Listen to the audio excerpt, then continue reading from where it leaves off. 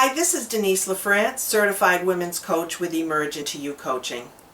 Today I'd like to talk about divorce. You know, for many of us, our own childhood experiences really helped to create how we think about divorce. If our parents or someone else we knew experienced a really ugly divorce, chances are that affected us, and that's how we're going to think it has to be. But it doesn't. If you are considering or are in the middle of a divorce because of your sexual orientation, you are probably feeling a huge amount of stress and guilt about what the experience is going to mean for your kids and for you. I grew up with a belief that any child of a divorced couple was going to grow up with major emotional issues. And that belief really compounded hugely the amount of guilt that I felt when I left my marriage.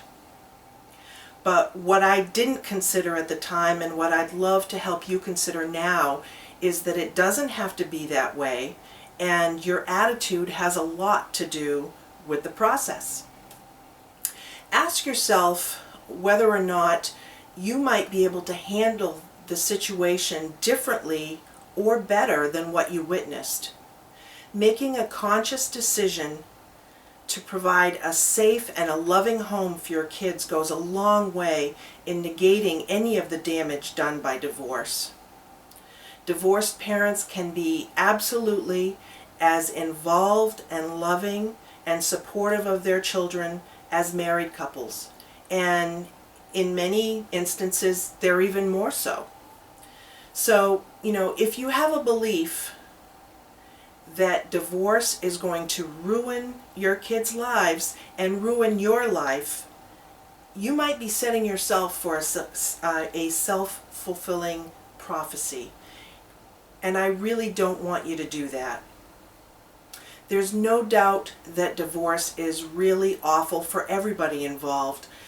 But the fact that you're leaving your marriage because of your sexual orientation is really no different than if you were leaving your marriage for another person, or because you'd fallen totally out of love with your spouse and you felt like you didn't want to live the rest of your life unhappy.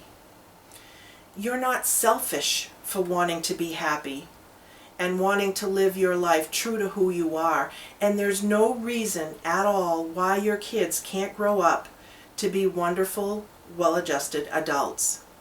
My kids were 5 and 7 at the time that my ex-husband and I divorced. They're now 21 and 23, and I'm happy to say they're great people. And I believe that ultimately the discussion and the attitude of my ex-husband and I around parenting the kids made a huge difference in how they turned out. So I'd like to leave you with this question to consider. Who do you know whose parents stayed together for the sake of the kids? They stayed married and miserable. How did that affect the rest of their family long term? What was the toll that it took on the family, and how did it shape the way that those children, now adults, ultimately saw how a marriage is supposed to work?